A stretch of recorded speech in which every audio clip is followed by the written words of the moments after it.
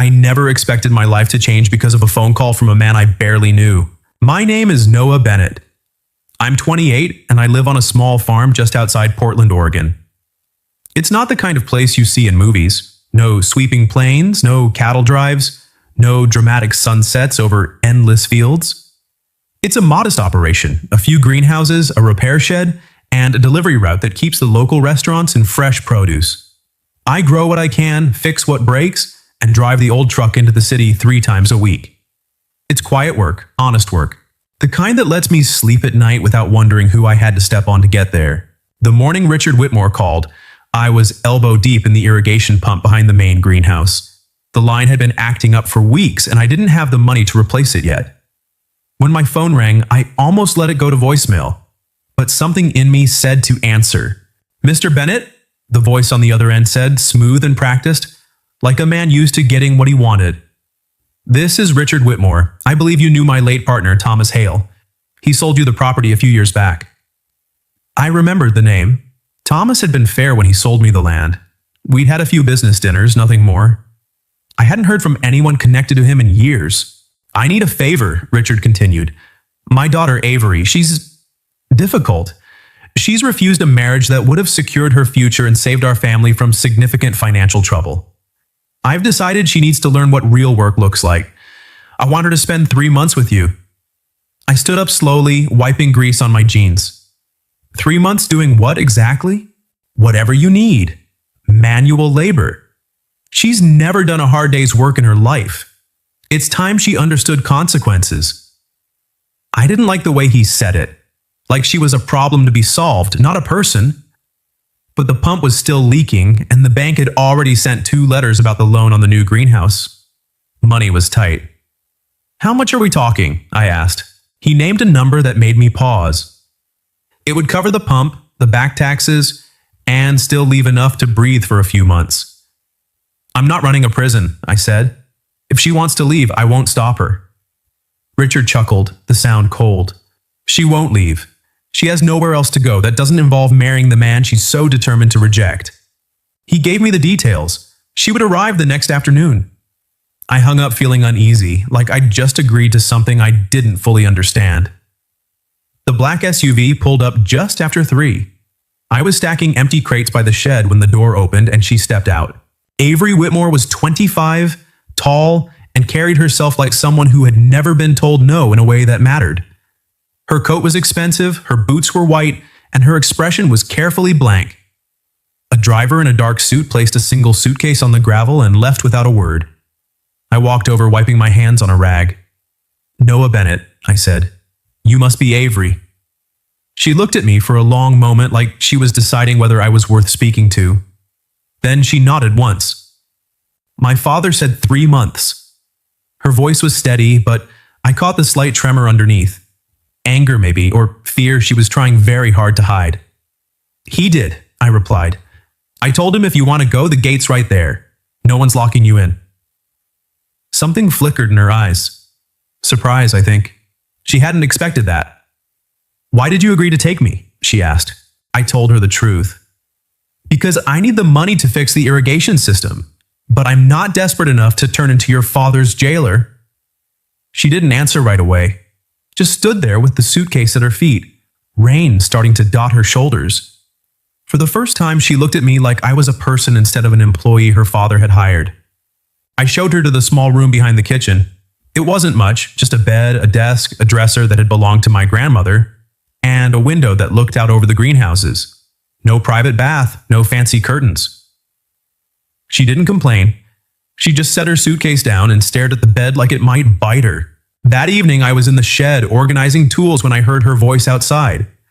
She was on the phone, standing under the narrow overhang by the back door. The rain had picked up and her words carried across the quiet yard. "I'm not marrying him, Dad."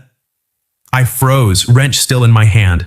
The voice on the other end was loud enough that I could hear the tone even from 20 feet away. Sharp, commanding, the kind of voice that expected obedience. Avery stood very still, shoulders tight, one hand gripping the railing like it was the only thing keeping her upright. "If the family goes bankrupt because I won't marry Grant, then we were already bankrupt long before this," she said. Her voice cracked on the last word, just slightly. I'm not a bargaining chip. She hung up without waiting for a reply. For a moment, she just stood there, head bowed, breathing hard. Then she turned and saw me watching. She didn't look embarrassed, just tired. You heard that, she said. It wasn't a question. Enough to know you didn't come here because you're spoiled or rebellious. Avery looked down at her hands. They were still shaking. I'd rather sleep in the barn than go back and marry that man. I didn't ask who Grant was. I didn't ask why her father was so determined. Instead, I walked over, opened the storage bench by the door, and pulled out an old work jacket. It was faded and patched in a few places, but it was warm. I held it out to her. 6 a.m. tomorrow, I said. If you're really staying, you work like everyone else. She took the jacket slowly. Her fingers brushed mine for half a second, cold, trembling, and then she nodded. For the first time since she arrived, the anger in her eyes softened into something else, something that looked almost like relief. I turned and walked back toward the shed, leaving her standing in the rain with my grandmother's jacket in her hands. I didn't look back, but I could feel her watching me the whole way. And for reasons I couldn't explain yet, I already knew this wasn't going to be the simple 3-month arrangement Richard Whitmore had described. The first week with Avery was harder than I expected. Not because she was difficult or rude, she wasn't. She was quiet, careful, and clearly trying. But it was obvious she had never done physical work in her life. On the first morning, she showed up at 6 sharp wearing the jacket I'd given her the night before. It was too big on her shoulders, the sleeves rolled twice at the cuffs. She didn't complain about the cold or the mud. She just stood there waiting for instructions, hands shoved deep in the pockets like she was afraid to touch anything. I started her with the easiest job I could think of, harvesting cherry tomatoes in the big greenhouse. I showed her how to twist them gently off the vine so the plant wouldn't tear, how to check for ripeness by color and feel. She nodded, said she understood, and got to work. By 9 o'clock, she had already dropped 2 full trays. The tomatoes rolled across the concrete floor like red marbles. She stared at the mess, face pale, and for a second, I thought she might cry. Instead, she crouched down and started picking them up one by one, wiping each one carefully on her jeans before placing it back in the tray. I'll do it again, she said quietly.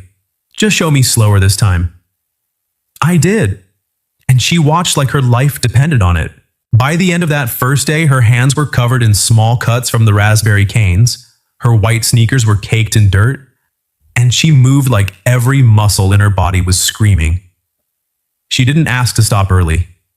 When I told her she could rest, she shook her head and went back to the greenhouse to finish stacking the empty trays. That night, I found her sitting on the back steps, staring at her palms under the porch light. They were red and blistered. My father would love this, she said without looking up. He always said I needed to understand what it felt like to be brought down. I sat down a few feet away drinking water from a plastic bottle. Work doesn't bring people down, I answered. The way people use work to humiliate others does. She turned her head and looked at me for a long time. It was the first time I saw something other than anger or exhaustion in her eyes. Maybe curiosity. Maybe the beginning of trust. The days after that, something shifted. She still struggled, but she stopped fighting the work. She started asking questions, real ones. How often did I check the soil pH? Which restaurants paid on time and which ones tried to haggle? Why did I grow certain varieties instead of others? She took notes on her phone like she was studying for an exam. Every evening, she sat at the kitchen table with her laptop open, reorganizing the order spreadsheet I had been managing by hand for years. One afternoon, a chef from a new restaurant in Portland called, furious because his arugula order was short. I was under the truck fixing the exhaust and couldn't get to the phone fast enough. Avery answered it. I heard her voice through the open window, calm, professional, apologetic without groveling. She checked the inventory, found the mistake in my handwriting, added the missing cases herself, and asked if I could drive her into the city to deliver them personally. On the way back, she sat in the passenger seat with dirt on her cheek and her hair tied back in a messy knot. She looked out the window at the passing fields and said, almost to herself, I thought I was only good at things that didn't matter. Parties, emails, smiling at investors. I kept my eyes on the road. Knowing how to talk to difficult people isn't useless. Around here, I need that skill more than I need someone who can plant straight rows. She laughed then. A small surprise sound I hadn't heard from her before. It was the first time she sounded like a real person instead of someone performing a role. By the end of the second week, she was doing things I had never asked her to do. She redesigned the simple website I used for wholesale orders, made it actually look professional.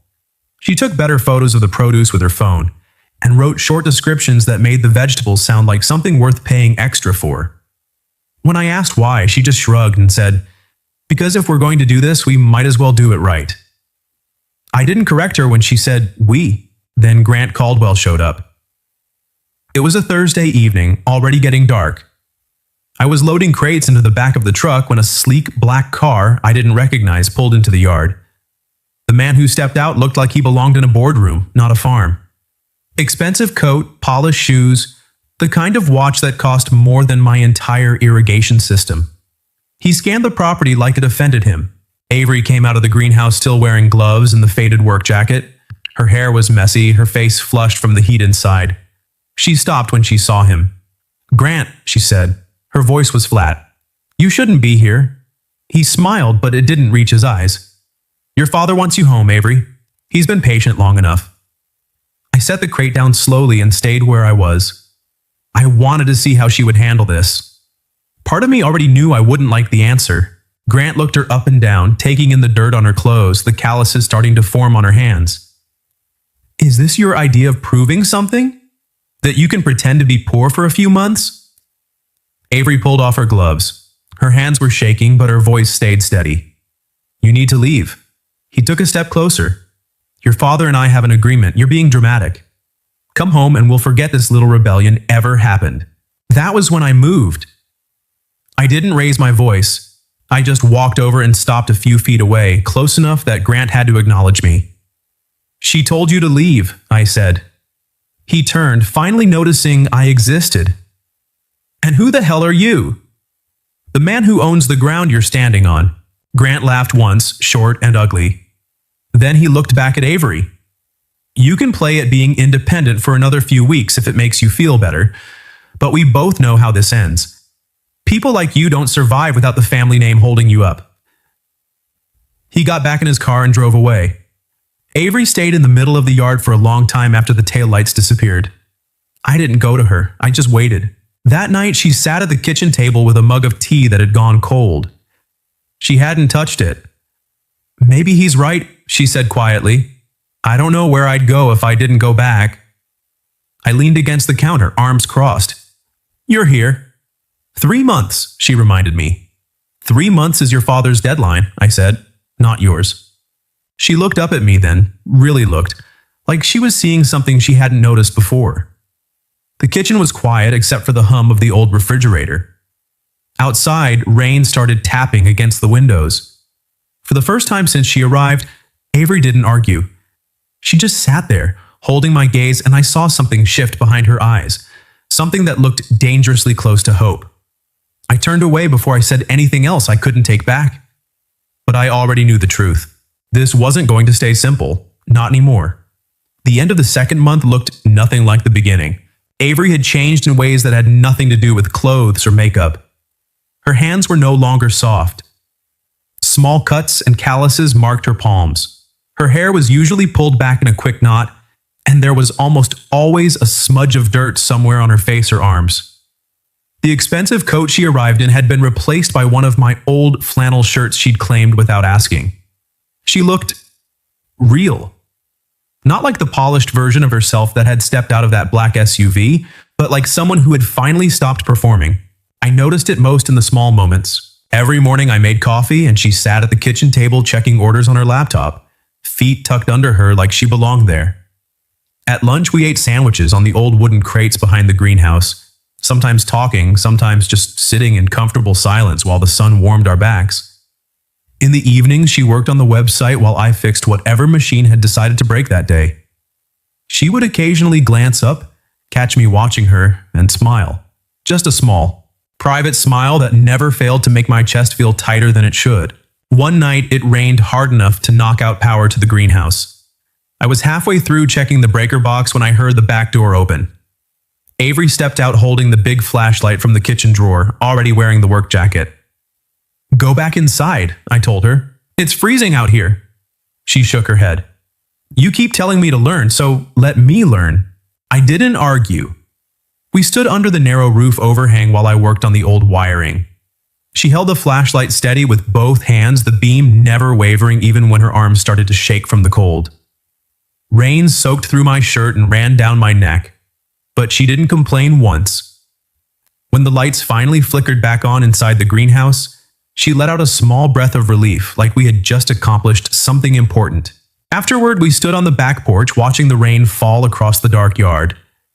The air smelled like wet earth and pine. Avery was quiet for a long time before she spoke. "I used to think if I ever left my family, I wouldn't be anyone anymore." I looked over at her. Her profile was soft in the dim light from the kitchen window. "And now?" I asked. She was silent for several seconds. "Now I think maybe I never really knew who I was in the first place." The words landed heavy between us. I wanted to say something that would make it better, but nothing felt right. So I just told her the truth. "Then you can start figuring it out here." She turned to look at me. We were close, closer than we had ever been. I could see the faint freckles across her nose that the sun had brought out over the last 2 months. Her eyes searched mine, and for one suspended second, I thought about closing the distance, about kissing her right there under the rain and the porch light. But I didn't. Instead, I took a small step back. "You should go inside. You're cold." Something flickered across her face. Disappointment, maybe, or understanding. She didn't push. She just nodded and went back into the house, leaving me standing alone with rain dripping from my hair and a weight in my chest I couldn't name. A few days later, we were driving back from a delivery in Portland. The city lights blurred through the rain on the windshield. Avery had been quiet most of the ride. Then, without looking at me, she said my name. "Noah." I kept my hands on the wheel. "Yeah? I don't like you because you're an escape from my family." I didn't speak. I just waited. She continued, voice steady but soft. "I like you because when I'm with you, I don't feel like I have to perform. I don't have to be the good daughter from the Whitmore family. I don't have to be the bargaining chip that saves the company. I don't even have to pretend I'm okay. I can just be me." I pulled the truck over to the side of the road and put it in park. The rain drummed on the roof. I turned to face her. "Are you sure you want to say that right now?" She nodded. "I've thought about it a lot." I exhaled slowly. "I like you too, Avery, but I don't want you to choose me just because I'm the first person who's been decent to you in a long time." Her eyes were bright in the dark. "Then don't decide for me. I've had too many people do that already." The words hit me harder than I expected. She was right. I had been trying to protect her, but sometimes protection could become another kind of control. I reached across the console and took her hand. Her fingers were cold, but they curled around mine without hesitation. We didn't kiss. We just sat there in the truck, listening to the rain, letting the truth sit between us without rushing to turn it into something bigger. But from that night on, everything felt different, clearer. I stopped pretending she was just a temporary worker. She stopped pretending she didn't watch me when she thought I wasn't looking. Then Richard called. It was a Sunday morning. Avery had just finished making pancakes, something she'd started doing on weekends because she said the kitchen smelled too much like motor oil when I cooked. Her phone rang. She looked at the screen, went still, and answered. I could hear her father's voice even from across the room. Sharp? Demanding? 3 months were almost up. There was a family event in Seattle next weekend. Grant would be there. This was her final chance to make things right. If she didn't come back, he would cut off all financial support for her mother. The company would be handed over to creditors. Everything would collapse. Avery set the phone down on the counter after he hung up. Her face had gone pale. "He's using my mother to force me," she said quietly. I didn't ask what she was going to do, I just waited.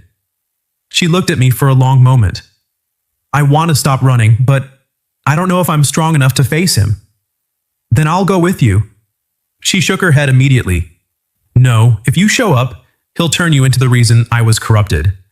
He'll make it about you instead of about me." I hated the idea of her walking into that room alone. But I respected her too much to argue. The next morning, she packed a small bag. Before she got into the car that came to pick her up, she left a folded piece of paper on the kitchen table. I opened it after she was gone. Don't let anyone tell you that silence means I agreed. I stood in the empty kitchen holding that note and felt the house grow larger and colder around me. She had only been here 2.5 months, but the place already felt wrong without her in it. I folded the paper carefully and put it in my wallet. Whatever happened in Seattle, I already knew one thing for certain. I wasn't going to let her face it alone. Not if she needed me. The hotel ballroom in Seattle was everything the farm was not. Crystal chandeliers, polished marble floors, and the low hum of expensive conversation. I had never been inside a place like this before. My boots still had traces of Oregon mud on them, and my white button-down shirt felt too plain under the lights. But none of that mattered when I saw her. Avery stood near the center of the room in a deep blue dress that probably cost more than my truck. Her hair was styled perfectly, her makeup flawless. She looked like the version of herself I had met on that first day. Polished, distant, untouchable. But I knew better now. I could see the tension in her shoulders, the way her fingers kept brushing the side of her dress like she was checking for something solid to hold on to. Richard Whitmore was introducing her to a circle of guests like she had just returned from a pleasant vacation. My daughter has been taking some time to mature, he said with a polished smile. 3 months in the countryside has done wonders for her perspective. Grant Caldwell stood beside her, one hand resting lightly on the small of her back like he already owned the right. Avery didn't flinch, but I saw her jaw tighten. She had texted me 3 hours earlier with only 4 words. I need you. I had driven straight through the night without stopping. I stayed near the back of the room, half hidden behind a pillar. I wasn't here to make a scene. I was here because she had asked. The rest was up to her. Richard raised his glass. And now, I have some wonderful news to share with all of you. Avery stepped forward before he could finish. I have something to say. The entire room went quiet. Richard's smile froze in place, his eyes turning sharp. Avery looked out over the crowd, then directly at her father. I will not be marrying Grant Caldwell. A ripple of murmurs moved through the guests. Grant's hand dropped from her back. Richard's face darkened. Avery, he said, voice low and dangerous, this is not the time. This is exactly the time, she replied, loud enough for several people nearby to hear clearly. I'm tired of pretending this is a choice. It never was. Grant stepped closer, his expression carefully controlled but his eyes furious. You're emotional. We can talk about this privately. Avery turned to him.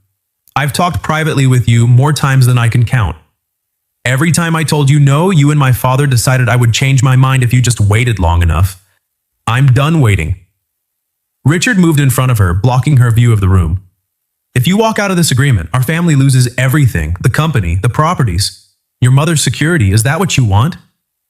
Avery's hands were shaking, but her voice didn't waver. If the only way to save this family is to sell your daughter to a man she despises, then this family was already lost a long time ago. I saw Richard's hand twitch like he wanted to grab her wrist. That was when I stepped out from behind the pillar and walked forward. I didn't rush. I didn't shout. I simply made my way through the crowd until I was standing at the edge of their small circle.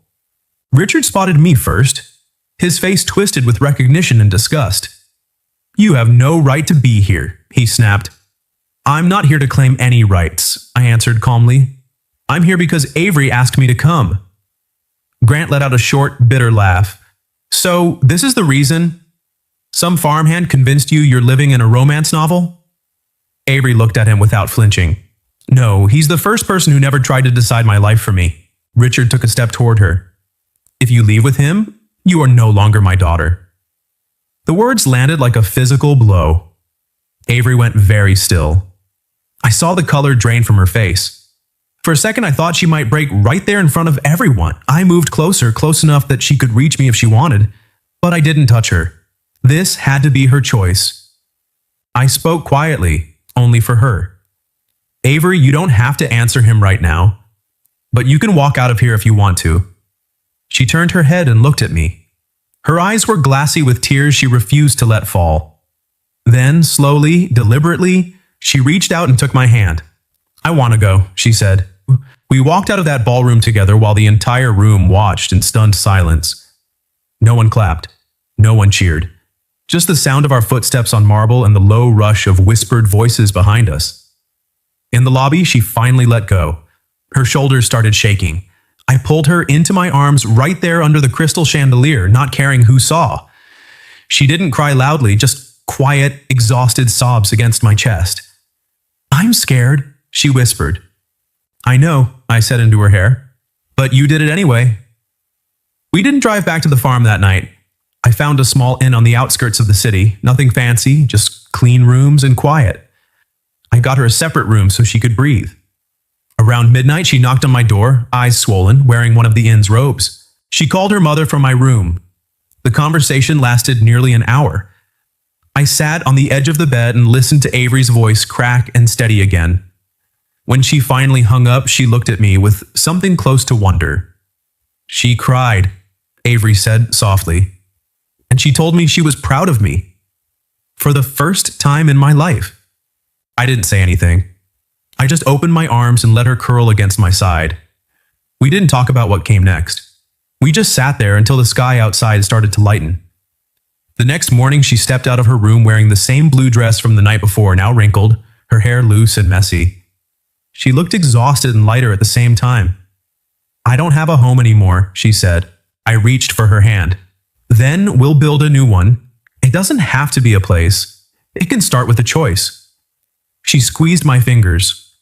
For the first time since I had known her, Avery Whitmore looked like someone who finally believed she was allowed to choose, and I already knew I would follow her anywhere she decided to go. Avery came back to the farm on a Tuesday morning in the late autumn. The same black car that had dropped her off 3 months earlier pulled into the yard again, but this time she stepped out before the driver could open her door. She was wearing the faded flannel shirt she had stolen from my closet weeks ago, her hair loose and wind-tangled from the drive. She carried only one small bag. When she looked up and saw me standing by the greenhouse, she smiled. Not the careful, guarded smile she had worn on the first day, but something real and tired and relieved. She wasn't returning as a punishment anymore. She was choosing to come home. Richard had followed through on his threats. The money stopped. Grant Caldwell quietly withdrew from the deal once the story of Avery's public refusal hit the Seattle papers. The Whitmore family's financial troubles became public knowledge within days. But instead of breaking, Avery threw herself into the farm with a focus I had never seen before. She rebuilt the wholesale ordering system from scratch, contacted every restaurant we had ever worked with, and started offering weekend tours of the greenhouses for city families who wanted their kids to see where food actually came from. She even began teaching small classes on growing vegetables in winter. Within 6 months, the farm's revenue had doubled. I was finally able to replace the old irrigation system without touching a single dollar of Richard Whitmore's money. She refused to let me support her. "I'm not here to be taken care of," she told me one night while we were cleaning the packing shed. "I want my own pay, my own projects, my own name on the things I build." I didn't argue. I just nodded and handed her the ledger so she could start tracking her own hours. Our relationship grew the same way the farm did, slowly, steadily, without fanfare. Some nights, she still got quiet after reading articles about her family's downfall. Sometimes she wondered out loud if she had been selfish. I never tried to fix those moments. I just sat beside her on the old couch, our shoulders touching, and waited until she found her own way back to steady ground. A year after she returned, her mother came to visit. Eleanor Whitmore arrived on a warm spring afternoon wearing a simple sundress and carrying a small bouquet of wildflowers she had picked along the driveway. She stood at the edge of the greenhouse for a long time, watching Avery explain crop rotation to a group of school children. When Avery finally noticed her, Eleanor's eyes filled with tears. "I've never seen you look more alive," she said later, when the two of them were sitting on the back porch with glasses of lemonade. "Your father always said this place would break you. He was wrong." Avery reached across the table and took her mother's hand. "He was wrong about a lot of things." Richard never visited. But 3 months later, a letter arrived in the mailbox with his handwriting on the envelope. Avery read it once, folded it carefully, and placed it in the drawer beside the bed. She didn't throw it away. She just wasn't ready to answer yet. The day I asked her to marry me, the leaves in the greenhouse had already started turning gold.